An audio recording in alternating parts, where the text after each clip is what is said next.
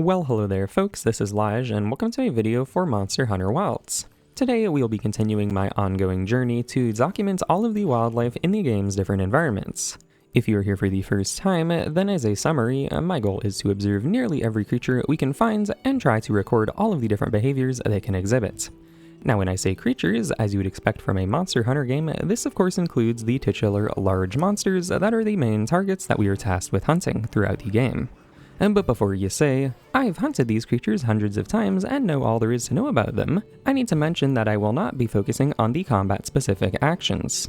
Instead, I've done the much more boring task of following the monsters around and recording hours of footage of their idle behaviors. Perhaps you've caught a glimpse of some of these behaviors right before interrupting them with your large sword, but I figured it would be worthwhile to compile as many as I can find into one place for your viewing enjoyment.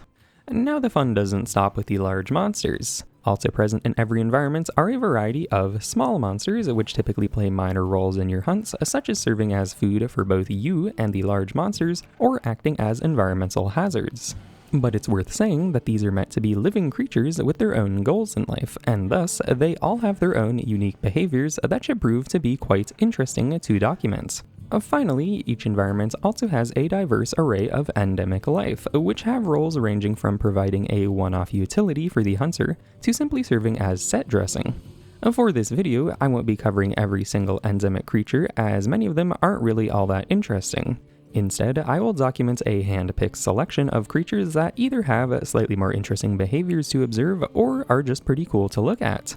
Alright, having now summarized the general premise, let's get into specifics. This is now the third video of a planned 5-part series, with each video corresponding to one of the game's 5 major areas, and for each area, I want to cover the primary creatures that live there. My previous 2 videos covered the Windward Plains, in the context of the beta that is, and then the Scarlet Forest. You can find them both here on the channel. So then for this video, we'll be covering the Oilwell Basin area. Going by the game's story progression, this is the third environment that we visit. Let's talk a little bit about the Oilwell Basin. The environment is quite volcanic, situated in close proximity to an underground magma reserve. In the upper levels, we have a series of rocky valleys that are continuously accumulating pools of the namesake oil silt. Meanwhile, if we head underground, we will encounter sweltering magma-filled caverns, but also some more friendly underground rivers. The most prominent feature of the basin, however, is the vast network of structures spanning the full area. Anywhere we go, we can find traces of pipes and other mechanisms supposedly constructed by a past civilization. The presumed purpose of all this construction is to power a massive forge, which we can see the heart of deep in the magma cavern. And it turns out that these structures may be somewhat operational. As the current residents of the basin, the people of Azure are able to harness the power of the forge for their own purposes. And I'm sure there's a lot to dive into regarding the functions of this ancient technology, but the main reason I'm bringing it up is because it seems to be closely tied to the area's environmental shifts. As we know, every environment in Monster Hunter Wilds has its own unique seasonal shifts. The fallow period of the basin is sorta its neutral state, where oil has accumulated and pooled up in a bunch of the areas. Then we have the inclemency, which is known as the fire spring. Now I'm not quite sure how this event starts, but it seems to me that somehow the accumulated oil is ignited and piped throughout the massive forge. We can tell that this is happening because many of the pipes will glow red hot, and a bunch of the previously dormant smokestacks will begin to spew fire. As a result of this, the entire area becomes superheated, but this is also the time that the people of Azure are able to smelt material in the forge. Eventually, all of the oil will be burned away, leaving behind pools of water and cooling off many of the underground caves. This marks the basin's plenty season. So that should be a quick summary of the basin environment. This isn't really our focus, of course, but I suppose it was worth covering because these environmental periods do affect wildlife activity. Well, sometimes. Anyways, let's get to the monsters, shall we? As I've done before, this video will be organized into segments. First, we will cover the large monsters, then the small ones, and finally the endemic life. Chapters should be included as well if you want to look up something specific. Let's get started! Oh, and let's not forget to properly equip ourselves for documenting in this environment. You always want to be prepared. The first large monster that we will encounter in the story after arriving at the Oilwell Basin is the brute wyvern Rompopolo. Perhaps in the running for one of the most unsettling monsters, Rompopolo's primary features include a beak that reminds me of a mosquito's proboscis, as well as mantis-like claws and a stinger on the tail. But possibly even more striking are the inflatable sacs that span the length of its body. These sacs are the source of the monster's main abilities. In combat, Rompopolo can store gas in these sacs and use it to attack in various ways. The first way is to simply breathe the gas out of its mouth, as the gas from its upper sacs will be poisonous to its target.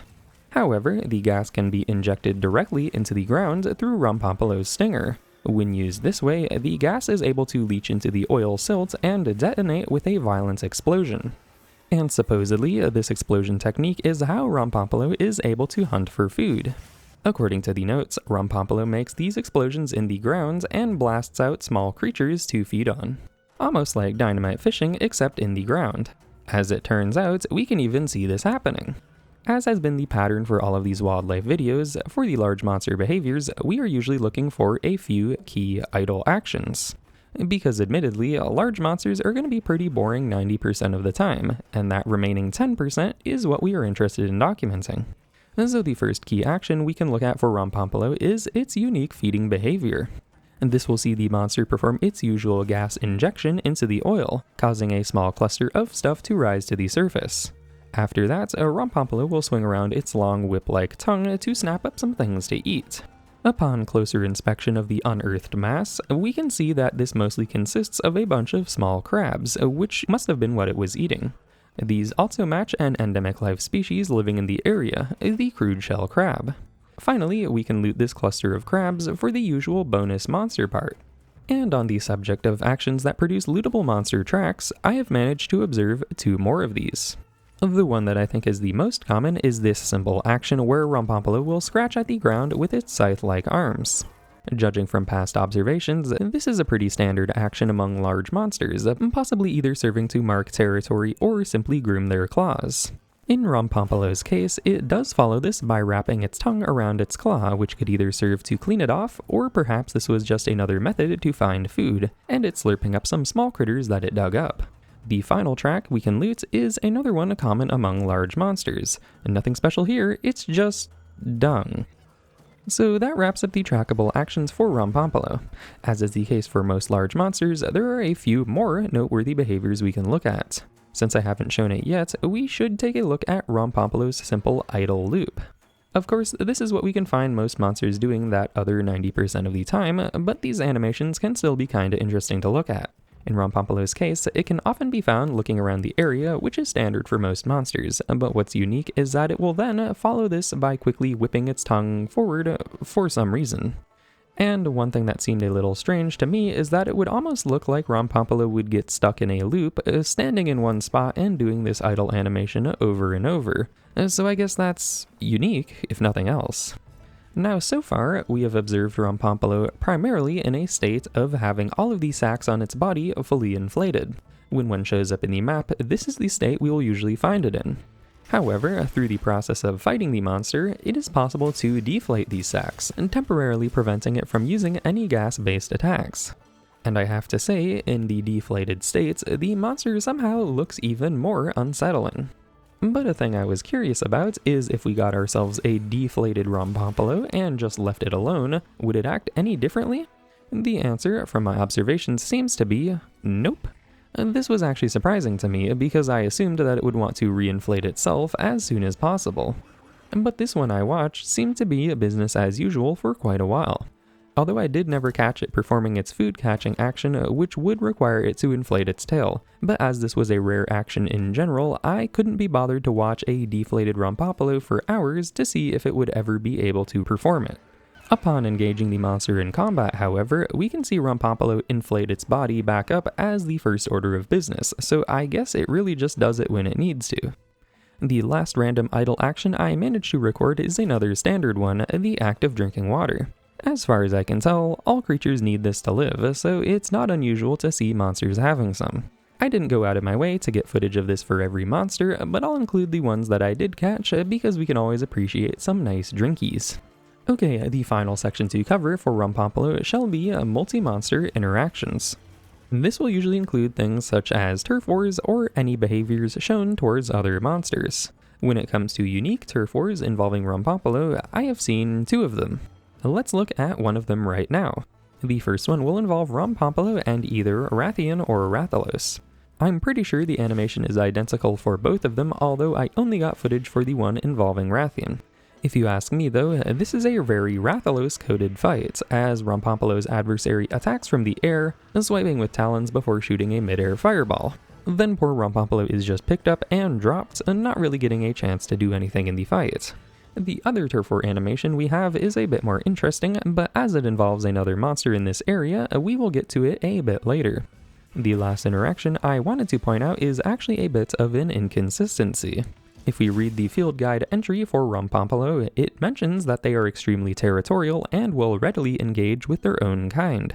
And that did seem a bit noteworthy to me, as most large monsters do not fight with their own species. So I wanted to actually see this, only to find that upon bringing 2 Rompopolo together, they seemed perfectly chill with each other. And I know this seems a little nitpicky, as I would be happy to write something like this off as flavor text, but we already had an example of a large monster fighting with its own species in the last video with Mizutsune, so it seems weird that Rompopolo got a specific mention, only to not actually show the behavior. But hey, all I'm really here to do is show off all the behaviors and not necessarily explain why anything is the way it is. Alright, moving on to our next large monster. This is one that isn't exclusive to the Oilwell Basin, but it does seem particularly suited to a few of its areas, and thus should be a good fit for this video. This is a monster hailing all the way from the first Monster Hunter game, and also, as I am just realizing right now, a monster whose name I have never heard officially pronounced. And upon reviewing my internal pronunciation of this monster's name and panicking slightly, I shall henceforth be referring to this monster as Gypceros. Now then, the Gypceros is a bird wyvern built similarly to the likes of the Yonka-ku, but with the distinctive features of its rubbery skin, a stretchy worm-like tail, and a trademark crest on its head. The crest in particular allows it to perform its signature move of producing a bright flash of light, blinding any creature that looks at it. Now, a lesser known fact about Gypceros that I think has only been briefly hinted at in past games is that it is attracted to shiny objects. Like, I swear I remember that it had the ability to steal items from the player, so I checked the wiki to confirm this, and it seems that it might have been the case just for things like sparkly ores. But now in Wilds, we finally have some obvious actions that clearly show this tendency. Occasionally, we may spot Gypceros wandering up to a mining outcrop and proceeding to smash at it with its beak. Now that I think about it, the beak of Gypceros does appear to be quite pickaxe-shaped. And this, of course, is one of our track-producing actions, and we can loot some mineral fragments for a piece of ore. But what exactly does Gypceros do with this mashed-up ore? I believe the answer lies in a very special area unique to the Oilwell Basin, which is why I decided to include Gypceros specifically in this video. Gypceros may be active in a few other areas, but only here in the basin have I seen a place looking like this. What we have here is an enormous mountain of what appears to be a mixture of scrap metal and various crystals, but it is all notably quite shiny. And out of all the monsters in the Oilwell Basin, I have only ever seen Gypceros hang out here, which makes me think that this area was designed to be Gypceros' exclusive little spot. Indeed, Gypceros must be quite comfortable here, as I have seen one wander in and settle down for a nice nap. But there is one special action that I have only seen performed in this area. This action involves Gypceros pawing at the ground right before spitting up a chunk of materials. And if we investigate this chunk, wouldn't you know it, it's a glittering object, and just like everything else in the area. So I think this almost implies that the entire mountain of shiny things was gathered over time by Gypceros. By the way, the material we can loot from the shiny object is a Nova Crystal, or the high-rank equivalent of a Light Crystal. And the crest of a Gypceros is canonically composed of a Light Crystal, but I'm not sure if it collects these specifically to affix to its crest, or if that is formed in a different way. Regardless, this thing's collection is certainly impressive. Other than the 2 ore collecting tracks we have seen, there is one more that I was able to observe. And this one is pretty simple, and sometimes Gypceros will just sneeze and leave some mucus behind. Bless you. Covering a few more actions, I managed to catch Gypceros both drinking and eating. Here's our standard drinkies. And as for eating, I was actually quite lucky to catch this one because it was pretty quick and didn't leave a track. While traveling between areas, Gypceros actually stopped part way and took a few quick bites out of a mushroom. I had no idea it ate those, so I'm glad I didn't miss this. And finally, I caught one extra action that also didn't produce a track. I thought I had recorded all of my Gypceros footage by this point, but I was surprised to stumble upon one doing a bit of a wing grooming routine similar to a few other monsters with the wyvern body structure. It's nothing we haven't seen before, but since this one didn't leave a track, I'm glad I caught it here since I wouldn't have known about it otherwise. So that should be about it for Gypceros' idle actions. The last thing to cover as usual will be the monster interactions. Now when it comes to turf wars, there is only one that I know about involving a monster considered to be Gypceros' primary predator. That said, I will be covering said predator in the next area, the Ice Shard Cliffs, so we will save that interaction for the next video. Outside of turf wars, Gypceros has one primary strategy in normal fights. That being, set off a flashbang as soon as possible and get out of there. This kinda makes Gypceros into a sorta environmental hazard, as if one shows up to your hunts, you may be able to make use of it as a free flash bomb, assuming you don't get blinded yourself. The next monster we will cover is another one native to the basin, and certainly one of the most fearsome in the area. We have the fanged beast Ajarakan. This is another one of our ape-like monsters, but unlike the Congalala, which we previously covered, this one has a ferocity that may stir up some trauma in anyone who has fought the likes of Rajang in the past games. The defining feature of this ape are the spiky shells on its back. In battle, they can scrape these along the ground to produce sparks, and eventually they will become superheated and start blowing everything up. Did I mention that these guys are ferocious, by the way? Out of all the monsters in the Oilwell Basin, Ajarakan has got to be at the top in terms of aggression. It was quite hard to ever get close to one of these without the Gilly Mantle, as if one catches you in its gaze for even a second, you are in trouble. I do quite enjoy their aggression behavior though, as they will always start combat by beating their tail against the back of their shell. So whenever you hear this tail beating, you will know that it is time to start running. Starting with some track actions, we have a pretty quick one where Ajarakan will randomly beat on the ground a couple times. The track from this one is referred to as Incinerated Grounds, although the action itself didn't seem all that fiery to me. Next, we have a slightly more interesting action where Ajarakan will first have a nice little sit down against a wall. It then proceeds to act as if it is scratching an itch, but will then full on start grinding its back shell against the wall, producing some impressive sparks. Maybe it was in fact just itchy, but we do have a little tidbit from the field guide that might be relevant to this. It states here that Ajarakan wrap themselves in molten metal, which they then heat up to create their explosions. And if we examine these scratch marks, we can see that the track is labeled as scuffed metal. In addition, most of the spots that Ajarakan seems to choose to rub against happen to be in close proximity to many of the ancient metal structures present in the area. And while we're on the subject, I did want to give a brief mention to what could be considered Ajarakan's home area, which is appropriately nestled in a big mass of metal structures. I was hoping to see if there were any extra rare behaviors here, but I didn't find any. So that already does cover most of what I observed for Ajarakan's idle behaviors, but I was once again able to get the eating and drinking. As usual, the drinking is pretty standard. For the eating, it appears that Ajarakan will hunt the staple prey species of the Oilwell Basin, the small monster Gelidron. I didn't quite manage to catch the full process in my recording, but I can assure you that it's nothing special. Ajarakan simply uses a standard attack to take down its prey, and just eats it right there, leaving behind a carcass track. And I suppose with that, we will already go ahead and move on to the monster interactions. When it comes to same species interactions, we do have one thing of note. On the map screen, the monster overview does mention that Ajarakan will travel in groups during the fire spring. And this was notably a thing that we saw demonstrated during a story cutscene. During normal gameplay, we can sometimes encounter a couple of Ajarakan in the same area, but I don't think they have actual pack behavior like some other monsters. For unique turf wars, we have two of them. The first one is between Ajarakan and Rompopolo. This was the second turf war for Rompopolo that we hadn't yet covered. Incidentally, the second turf war for Ajarakan involves another monster that we have yet to cover, so we will be saving this one for later yet again. For now, let's take a look at the first one. Surprisingly, Rompopolo is actually able to get a hit in using a gas explosion to deflect Ajarakan's lunge. Unfortunately for Rompopolo, shortly after, Ajarakan is able to get it in its grip and proceed to pop it like a balloon. Honestly, I bet we all wish we could do this to Rompopolo as well. And so, since we will save the second turf ore for later, I think it's about time to move on to our next large monster.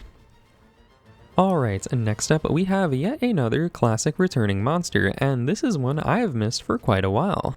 Also hailing from the first generation games, we have what is technically a flying wyvern, even though it won't be doing much flying, the monster Gravios. Now Gravios is an extremely rare case among monsters in that its species has both a juvenile and adult form that are in the large monster classification. The only other example I can think of is Xeno and Safi Jiva, but that's a pretty unique case in and of itself. In the case of Gravios, this monster is the adult form of its species. The juvenile form is the large monster known as Basarios. Now Basarios is not even in this game. It just so happens that these two large monsters have not even been in a game together since the 4th generation. But what's even weirder is that Basarios appeared all by itself in Monster Hunter Rise. I do personally think that it is a little bit of a shame to not see the monsters together in the same game, as I think it would be really interesting to show off how the monster's abilities improve as it grows.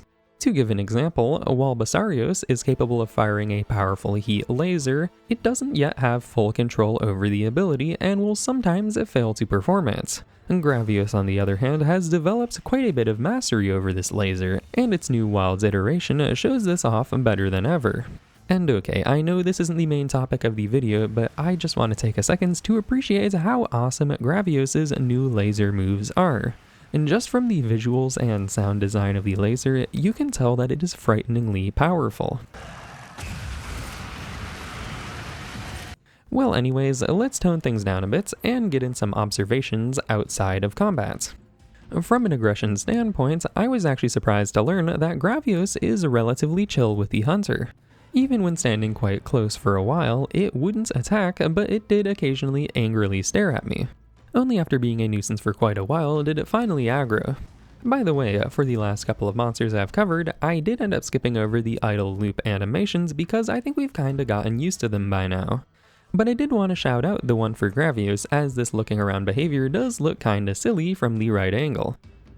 You have a problem? When it comes to trackable actions, I've only seen 2 of these.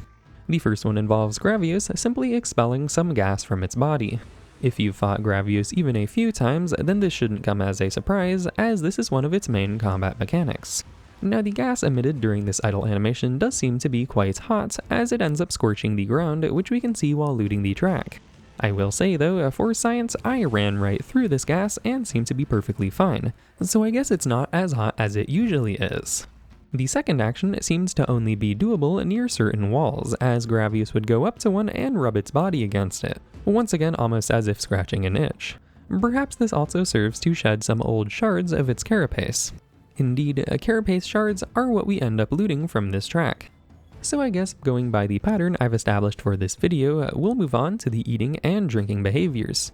So far, we are 4 for 4 in terms of observing a water drinking animation. Nice. For eating, however, I unfortunately did not ever catch this monster doing so. If I had to guess, I'm pretty sure that Gravios is carnivorous, so it might eat the usual prey species, but I just never saw this. Finally, we can talk about monster interactions. For Turf Wars, I don't think Gravios has any, so we'll just briefly mention its normal combat behaviors. I do have to say, in unscripted combat, I think Gravios is kinda bad at it. It's not that the monster isn't powerful, it's just that its attack animations are so slow that a weaker but faster monster will be able to stunlock it until it just falls over. If Gravios were to have a win condition for most fights, it would probably be landing a heat laser. In this fight I recorded, it just had the misfortune of an elevation change blocking the move completely, which probably led to its eventual loss. I think we can call that one a skill issue.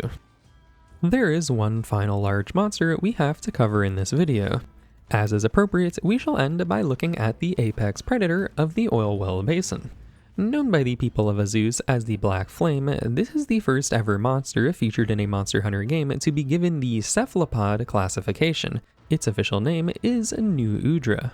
Appearance-wise, New Udra does resemble a real-world octopus, just obviously huge and covered in spikes and oil. It does also have some rather striking eye-like organs on its head, but those must not work like normal eyes as the monster is immune to flash bombs. By default, New Udra will be covered in oil, but upon becoming enraged, it will set all of this oil on fire, becoming a decent bit more dangerous. If you happen to encounter a tempered New Udra, by the way, they will be on fire by default, so good luck with that. As has been the pattern for the other Apex monsters, New Udra is most often active during the region's inclemency period, which is the fire spring for the Oilwell Basin. I did record one during the fallow, however, but it never ended up leaving its nest area, which I think makes sense. During the fire spring, New Udra's range increases considerably, and it is capable of patrolling most areas of the map. And we have one interesting detail regarding how New Udra travels between areas. Similarly inspired by real octopi, New Udra is capable of fitting into spaces much smaller than the width of its body. Sometimes when changing areas, New Udra will squeeze its entire body through an unassuming crack in the wall, and giving it access to some secret shortcut that will take it a long distance across the map. Now then, what daily things does this octopus get up to? Similar to the other Apex monsters, I do think New Udra traverses between areas more often than usual. I like to think of this as patrolling one's territory. I'd say as a result of this, New Udra will get into fights much more often, but we'll cover specific fighting behaviors in a bit. Let's do a couple of idle animations first. We do have one track producing action that seems pretty quick and simple.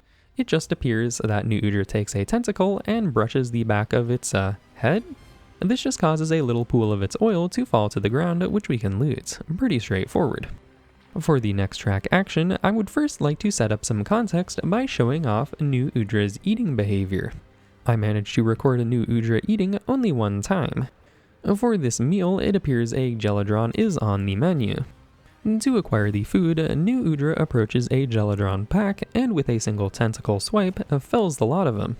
It's kinda hard to tell what happens next. It seems that New Udra then proceeds to place its body over the fallen prey and perform a grab animation. Upon leaving the scene, most of the Gelidron are still there, but I'm pretty sure that at least one of them has gone missing. I suppose the remaining ones were just collateral damage. Now, the interesting thing about this feeding behavior is that there was no track left behind. If New Udra did just swallow the prey whole, then that makes sense. But more importantly, we now have the context for the next track that New Udra does leave.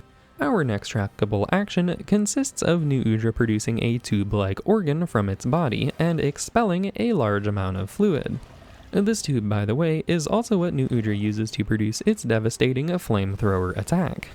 But when we examine the track produced, we can see that this is actually half-digested food.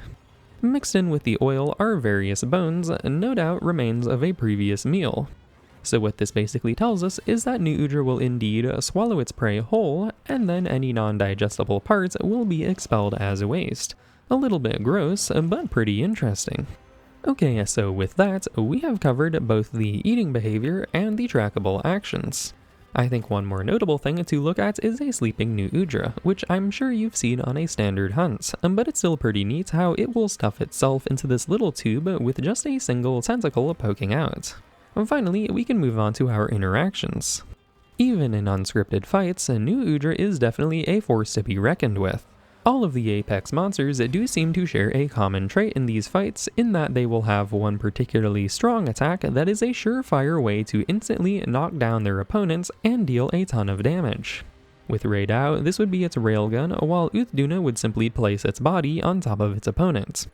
Now I believe I have seen two such attacks from New Udra. The first one is the move where New Udra is able to raise its body quite high into the air before slamming down. Simple but effective. In another case, however, when New Udra was ignited, I saw it opt for its massive flamethrower attack, and this was even more devastating. But now, let's look at a specific turf war. And you probably guessed it by now, but this is the second turf war for Ajarakan, involving it and New Udra. And this is definitely one of the more interesting sequences. The battle begins with Ajarakan holding its own against some headbutts and even turning the tables by climbing onto New Udra's back. But New Udra has a few extra limbs to work with and is quite easily able to snatch Ajarakan up. After catching it in its grasp, its victim is subjected to a point-blank flamethrower before being tossed aside. Incidentally, if you, the hunter, find yourself caught by new Udra, you may suffer the same fate, so watch out. But that should go ahead and wrap up all my new Udra observations, and also all of the large monster observations for the Oilwell Basin. There are of course other large monsters that reside in this area, but I have either covered them in a previous video or will be choosing to cover them along with a future area. So now we will go ahead and talk about the small monsters that reside in the basin.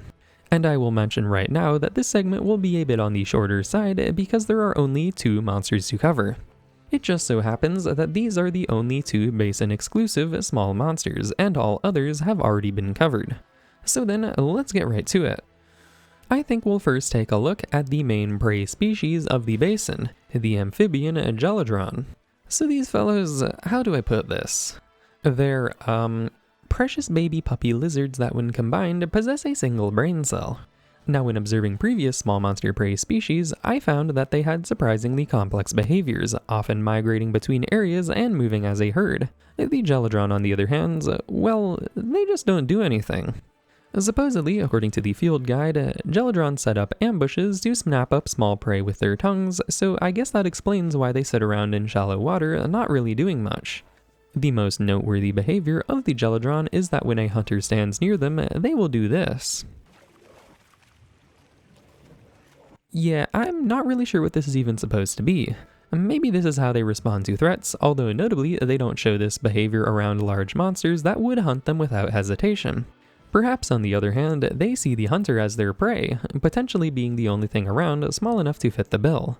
But it's not like that they will attack the hunter either. Maybe they are just waiting for us to deposit a tasty treat into their mouth. Would you care for a nice ball of moss? Okay, I guess not. One more behavior worth mentioning for the Gelidron is that if a member of their pack is attacked, they will flee the area. Unlike most other small monsters, however, they don't really have the ability to migrate between areas. Instead, they have the much simpler behavior of disappearing under the surface of the water, effectively despawning. On the flip side, if there are no Gelidron in one of their usual areas after a certain time, a new pack will appear from under the water's surface. So I am admittedly a little let down by how simple these monsters are in comparison to some of the previous ones we covered, but at least they are still adorable. And tasty. Then the second of the 2 small monsters we have to cover are the bird wyverns known as Kranodath. Now these ones are a bit more interesting. For starters, they are pretty crazy to look at. Personally, I played for quite a while without ever looking at one of these up close. You see, from a distance, they sorta look like your standard raptor with some antler-like horns, and I rarely had a reason to inspect one closely. But upon focusing on one's features, we can see that they are quite freaky.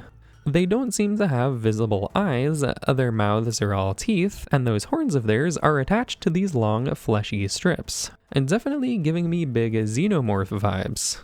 Now within the ecosystem, the Kranodath fill the role of small carnivore.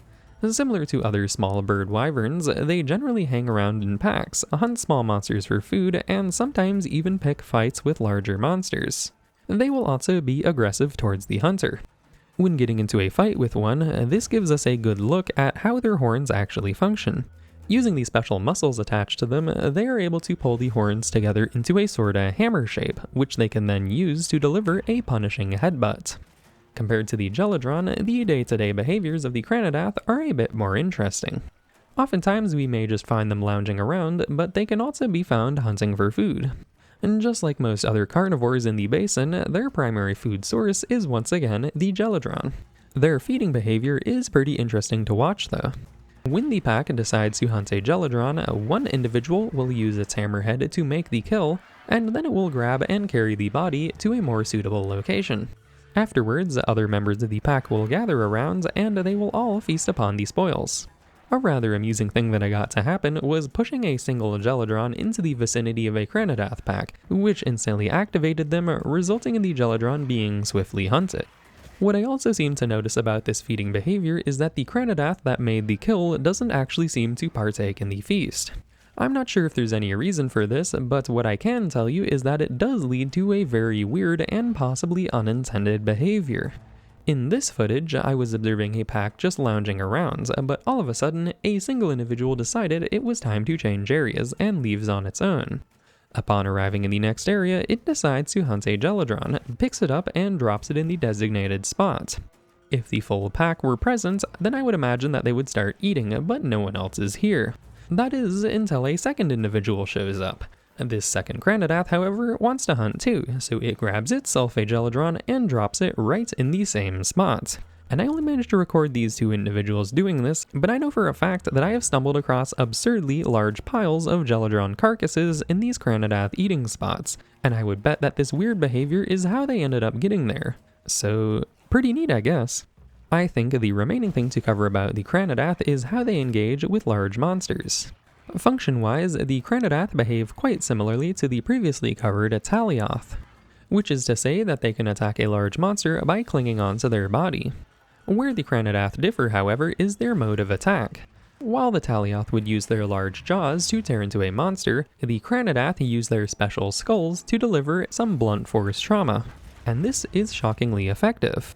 If a Kranodath finds a good spot near a monster's head, then a good couple headbutts will knock the thing out cold. So for the hunter, having a Kranodath nearby can be extremely useful. Here's some bonus footage of a couple sleeping Kranodath utterly outplaying an annoyed Gypceros. Try a bit harder next time, buddy. So we have one final segment left in the video, and that will be a brief documenting of some of the more notable endemic life in the Oilwell Basin. Let's get right to it. First up, we have a creature that is very closely related to one we previously looked at in the Scarlet Forest. These are the Crudeshell Crabs. Their body structure seems to be nearly identical to the Florashell crabs of the forest, both featuring a cup-like shell. The main difference would then be the contents of said cups, with the Florashells being filled with dirt and plants, and the Crudeshells containing rocks and oil silt. This allows the Crudeshell crabs to disguise themselves as small rocks when they burrow into the ground. And if you remember back to the start of the video, we saw that these crabs are a primary food source for Rompopolo, which hunts them with its gas explosions. Now this next critter isn't one I would have given a second thought before, but upon closer investigation, it seems to have a bit more going on than I expected. Let's take a look at the Scalebat. Now design-wise, these are basically just bats. Supposedly, upon closer examination, they do possess scales and resemble wyverns, but I'll have to take their word for it. In fact, these Scalebats were present in Monster Hunter World as well. Usually, you would just encounter these at the entrances to caves, where they would all then fly out at once to provide a bit of spooky ambience. However, within the Oilwell Basin, it turns out that these Scalebats have their own little routines that they follow. And these Scalebats are mostly active during nighttime, and we can see them flying through the air quite often. If you are lucky, you may catch a swarm of them migrating between areas, which is neat to see. But the most impressive thing about these Scalebats is when we encounter them during the day while they sleep. If we check this one cave in particular and direct our gaze upwards, we can see that there are more than a few nesting here. And what's crazy is that before working on this video, I literally never noticed all these guys here, but now that I see them, the sheer number is quite impressive. And before you say it, yes, I did attempt to disturb them to see if they would swarm, and unfortunately, they don't react to anything, but still pretty cool to look at. Alright, I think we will now take a look at one of my favorite little guys of the Oilwell Basin. Here we have the Ember Rufflizard. These critters are quite delightful. They are quite pretty glowing green lizards that can be seen wandering around many different areas.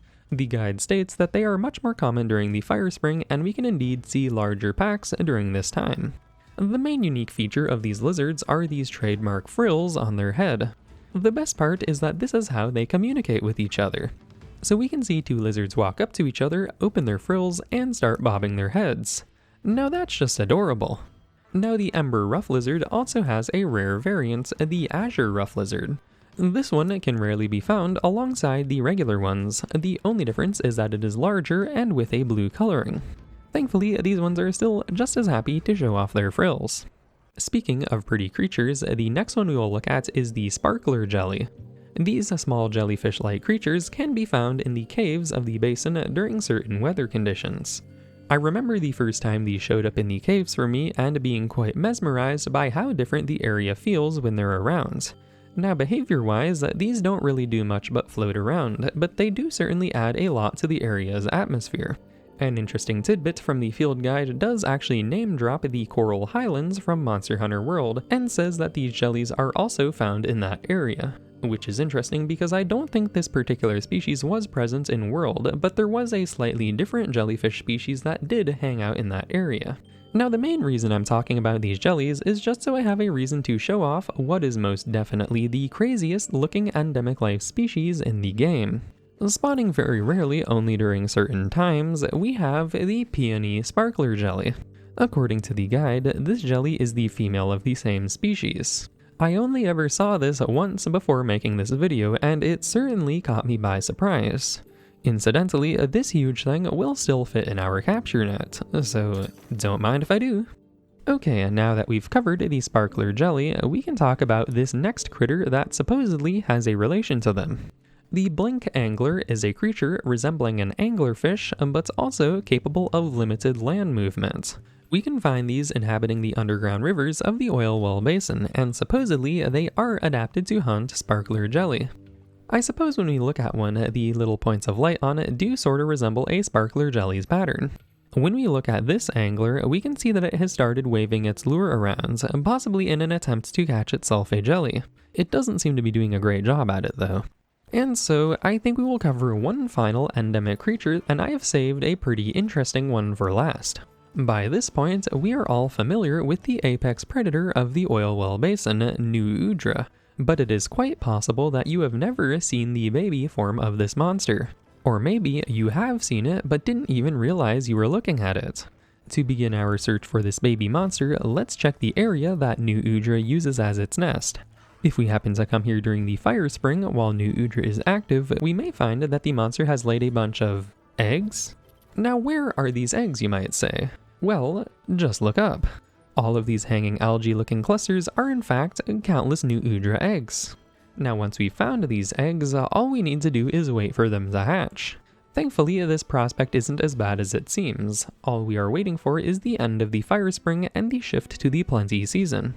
So what I tried to do here is catch the exact moment that the eggs hatch. Of course, I just happened to get impatient and pull up my map right as the shift started, nearly ruining the moment. But we can still see that as the weather shifts, a bunch of small larvae begin to appear around the egg clusters. Pretty soon, this entire area is just chock full of these larvae, and they begin to float through the air.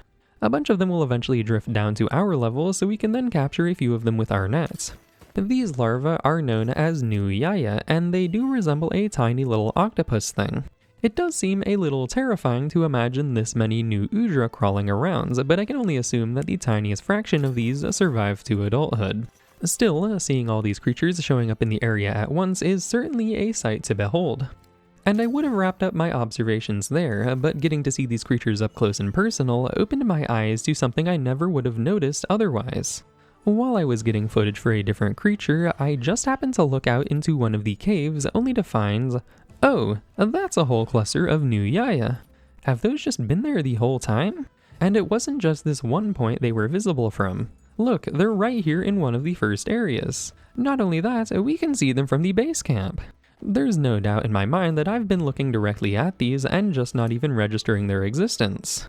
But I can definitely appreciate the irony in the fact that the larvae of the most dangerous monster in the area were floating over our heads the whole time. And on that bombshell, I think it's time to wrap up this video. This one was a good bit shorter than the last two, partially because there were less overall monsters to cover, but maybe also in part due to the fact that I am trying to be a bit more efficient with how I cover the details of each monster. With this area done, we have 2 more to go. Since these videos take a good bit of work, it'll probably be a bit until the next one, plus I think I want to take a bit of a break to check out some other games. But rest assured, I do want to keep moving forward with these. If you enjoy the video, a like is always appreciated, and subscribe if you want to see more of this type of content in the future. For now, I suppose I'll go ahead and say thank you very much for watching, and I hope to see you again soon.